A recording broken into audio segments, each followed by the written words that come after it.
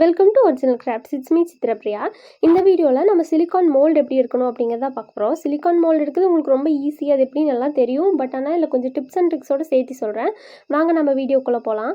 First பார்த்தீங்கன்னா இந்த மாதிரி நான் வந்து சிலிக்கான் வந்து வாங்கியிருக்கேன். இந்த சிலிக்கான் பார்த்தீங்கன்னா 180 ருபீஸு. அது வந்து ஒவ்வொரு பிராண்டை பொறுத்து ஒவ்வொரு மாதிரி ரேட் வரும். நம்ம ஏன் இந்த மாதிரி வாங்கி பண்ணோன்னா, நம்ம ரெகுலராக மோல்டு வாங்குறத விட இது வந்து ரொம்ப சீப்பாக இருக்கும். அதுக்காக தான் இந்த மாதிரி நான் பண்ணுறேன்.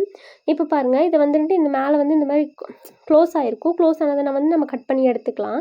கட் பண்ணி எடுத்துட்டு அதுக்கப்புறம் தான் நம்ம வந்து யூஸ் பண்ணுவோம். மறக்காமல் ஒவ்வொரு தடவை யூஸ் பண்ணும்போது வந்து பிளாஸ்டிக் கவர் போட்டு மூடி வந்துட்டு வச்சுட்டு அப்புறம் வந்துட்டு நீங்கள் யூஸ் பண்ணுங்கள். ஏன்னா அது ட்ரை ஆயிரும். அதுக்காக தான். ஏன்னா இது மேலே ஒரு ஹோல் இருக்கும். அந்த ஹோல் வழியாக காற்று போச்சுன்னா ஃபுல்லாகவே ட்ரை ஆயிரும். அதனால கவர் போட்டு க்ளோஸ் பண்ணிடுங்க. இங்கே பாருங்கள், நான் க்ளோஸ் பண்ணி வச்சுக்கிறேன். இது ஒரு சின்ன டிப்ஸ் எல்லாம் தான் சொல்கிறேன். ஏன்னா இதெல்லாம் நீங்கள் பண்ணலைன்னா இது வேஸ்ட்டாக போயிடும். அதுக்காக தான். இப்போ பார்த்தீங்கன்னா இது வந்து க்ளோஸ் பண்ணி வச்சதை ஓப்பன் பண்ணி காட்டுறேன். ஓப்பன் பண்ணிட்டு எப்படி பண்ணணும்னு பார்க்குறேன். ஃபஸ்ட்டே வந்து இங்கே பார்த்தீங்கன்னா ஆயில் வந்து கொஞ்சம் ஊற்றி வச்சுருக்கேன். அந்த ஆயில் மேலே வந்து நான் சிலிக்கானை வந்துட்டு அப்படியே வந்துட்டு கொஞ்சம் உங்களுக்கு வந்து கொஞ்சம் கொஞ்சமாகவே எடுத்துக்கோங்க. ஏன்னா கொஞ்சம் கொஞ்சம் எடுத்திங்கன்னா தான் வந்து வேஸ்ட் ஆகாமல் இருக்கும். நம்ம சீக்கிரம் காஞ்சிச்சுன்னா அப்புறம் வேஸ்ட் ஆகிடல. இப்போ இதுக்கு உங்களுக்கு தேவையான அளவுக்கு மைதா போட்டுக்கோங்க. மைதா இல்லாட்டி கார்ன்ஃப்ளவர் போட்டுக்கலாம். இந்த மாதிரி வந்து போட்டுட்டு நல்லா வந்து டேப் பண்ணி விட்டு நல்லா பிசைஞ்சுக்கோங்க. உங்களுக்கு எந்த அளவுக்கு வந்துட்டு ஒரு சப்பாத்தி மாவு பதம் வர்ற வரைக்கும் நல்லா பிசைங்க. ரொம்ப மைதா போட்டிங்கன்னா ரொம்ப ஹார்ட் ஆயிரும். ஓரளவுக்கு எவ்வளோ தேவையோ அவ்வளோ மைதா மட்டும் போட்டுக்கோங்க. இப்போ பாருங்கள், நான் வந்து இதில் நல்லா போட்டு உருட்டி எடுக்கிறேன். இதுவே வந்து இந்த மைதாவே எனக்கு பத்தலை, இன்னும் கொஞ்சம் நான் சேர்த்து தான் போட்டேன். அப்புறம் இது போடும்போது கொஞ்சமாக வந்து பெயிண்ட்டும் சேர்த்துக்கோங்க. உங்களுக்கு என்ன கலர் பிடிக்குதோ அந்த கலரில் வந்து பெயிண்ட் சேர்த்துக்கோங்க. அப்போ தான் வந்து நம்மளுக்கு ஒரு கலர்ஃபுல்லான மோல்டு கிடைக்கும். நீங்கள் ஒயிட்லேயே பண்ணி வச்சிங்கன்னா அது என்ன ஆகுனா ஒரு மாதிரி நம்ம மண்ணில் வச்சு ப்ரெஸ் பண்ணி எடுக்கும்போது வந்து அது அழுக்காயிரும். அதனால் கொஞ்சமாக வந்துட்டு ரெட் சேர்த்துட்டிங்கன்னா அது வந்து நல்லா மிக்ஸ் பண்ணதுக்கப்புறம் பிங்க் கலராக மாறும். இப்போ நான் வந்து கொஞ்சம் ஆயிலும் சேர்த்துக்கிறேன். ரொம்ப ஓட்டுறதுனால நீங்கள் என்ன ஆயில் வேணாலும் யூஸ் பண்ணிக்கலாம்.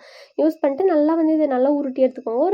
ஒரு 2 நிமிஷம் வந்து நல்லா பிசைஞ்சிங்கனாலே போதும். அந்த கலரு மைதா எல்லாம் வந்து ஈவனாக மிக்ஸ் ஆகணும். மிக்ஸ் ஆனதுக்கப்புறமா இதை வந்து நம்ம மோல்டு எடுக்கிறதுல தான் இருக்குது நம்ம டிசைன்ஸ் கரெக்டாக வர்றது. அந்த மோல்டு வந்து எப்படி பர்ஃபெக்டாக எடுக்கணும் அப்படிங்கிறத வந்து நான் உங்களுக்கு காமிக்கிற பாருங்கள். ஃபஸ்ட்டு வந்து இந்த மாதிரி உங்கள் கையில் இருக்கிறது அந்த பெயிண்ட்டு அது எல்லாத்தையுமே வந்துட்டு தேய்ச்சி நல்லா சப்பாத்தி மாவு மாதிரி நல்லா வந்து கையில் எதுவுமே இல்லாமல் உருட்டிக்கோங்க. இப்போ பாருங்கள், எனக்கு மாவு பத்தலை, அதனால இன்னும் கொஞ்சம் மாவு போட்டுக்கிறேன். ஃபஸ்ட்டு உருட்டி எடுத்துக்கோங்க. இந்த மோல்டு மட்டும் நீங்கள் சரியாக எடுக்கலைன்னா நீங்கள் பண்ணுற டிசைன் வந்து பர்ஃபெக்டாகவே வராது. அது ஏன் வந்து வராது அப்படிங்கிறது வந்து நான் 2 பண்ணியே காட்டுறேன் பாருங்கள். ஒன்று வந்து சரியாக இருக்க டிசைன் வராது, இன்னொன்று பர்ஃபெக்டாக டிசைன் வரும்.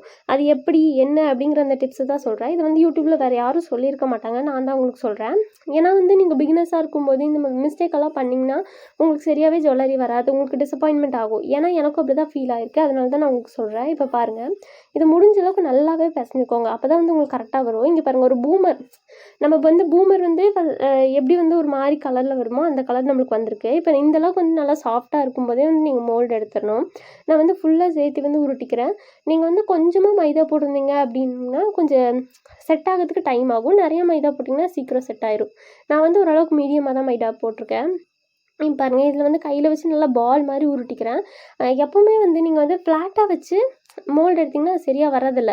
இப்போ பாருங்கள், நான் இந்த மாதிரி ஃப்ளாட்டாக வச்சு மோல்டு எடுக்கிறது வந்து எதுக்காக யூஸ் பண்ணுறேன்னா, நம்ம 2 டிசைன்ஸ் வந்து மோல்டு எடுப்போம் இல்லையா, அதுக்காக மட்டும் ஃப்ளாட்டாக வச்சுடுங்க. நீங்கள் ஒரே ஒரு பெண்டன்டிவோ இல்லை ஒரே ஒரு இயரிங்கை மட்டும் ப்ரெஸ் பண்ணுறீங்கன்னா ரவுண்டாகவே வைங்க.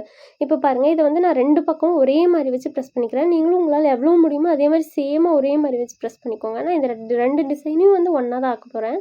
வந்து இந்த கேப்ஸ் எல்லாம் வந்து எதுவும் இல்லாமல் லைட்டாக அமுத்தி விட்டு இது பண்ணிக்கோங்க. அப்புறம் நம்ம வந்து இன்னொரு தடவை நான் வந்து ஒவ்வொரு தடவையும் நான் செய்கிறது தான் நான் காட்டுறேன். ஏன்னா நான் ஒரு மோல்டு எடுத்து வச்சுட்டு அதுக்கப்புறம் தான் இன்னொரு மோல்டே செய்ய ஆரம்பிக்கிறேன். ஏன்னா வேஸ்ட்டாக போயிடும் இல்லையா, அதுக்காக தான். உங்களுக்கு வேணும்னா நீங்கள் பர்ஃபெக்டாக பண்ண ஆரம்பிச்சிட்டிங்க, ஒரு 2-3 பண்ண ஆரம்பிச்சிட்டிங்கன்னா வந்து ஒரே மாதிரி வந்து நீங்கள் மோல்டு எடுத்து வச்சுட்டு நீங்கள் பண்ணிக்கலாம். இப்போ பாருங்கள், இப்போ வந்து நல்லா வந்து இதையும் அதே மாதிரி பிசைஞ்சு எடுத்துகிட்டு இது வந்து ரவுண்டான மோல்டு எப்படி எடுக்கணும் அப்படிங்கிறத காட்டுறேன். இப்போ இதே மாதிரி நானும் வந்து லைட்டாக ஃப்ளாட் பண்ணிட்டு இதையும் வந்து 2 மோல்டு டிசைன் எடுத்து காட்டுறேன். இந்த மாதிரி வந்து சென்டராக வச்சு கரெக்டாக பார்த்து ப்ரெஸ் பண்ணுங்கள்.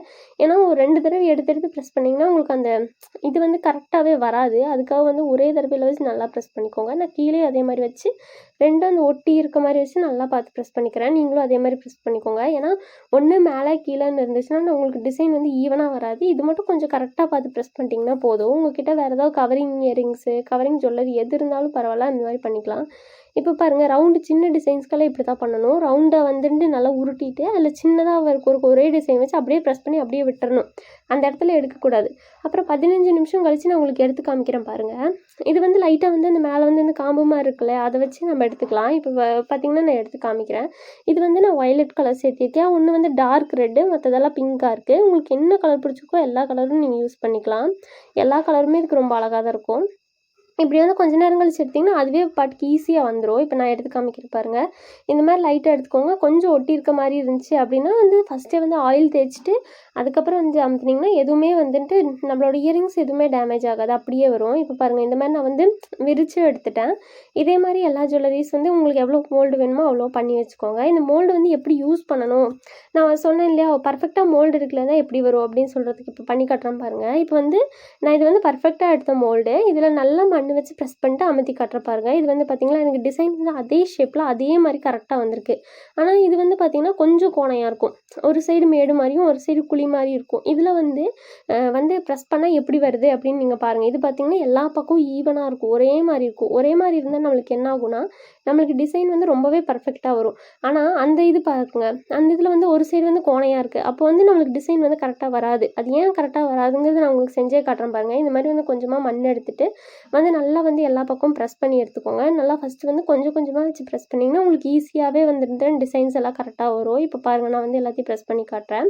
இப்படியே வச்சு எல்லாத்தையும் நல்லா வந்து எல்லா பக்கம் வந்து ஈவனாக வச்சு ப்ரெஸ் பண்ணி வந்து அந்த பேலன்ஸ் இருக்க எல்லா மணியும் எடுத்துருங்க. எல்லா மணியும் எடுத்துகிட்டு இல்லை உங்களுக்கு போதும் அப்படின்னா கட் பண்ணி எடுத்துக்கோங்க. இப்போ பாருங்கள், இந்த பெண்டாக இருக்க இடத்துல மட்டும் லைட்டாக வந்து குழிவாட்டாக இருக்குது.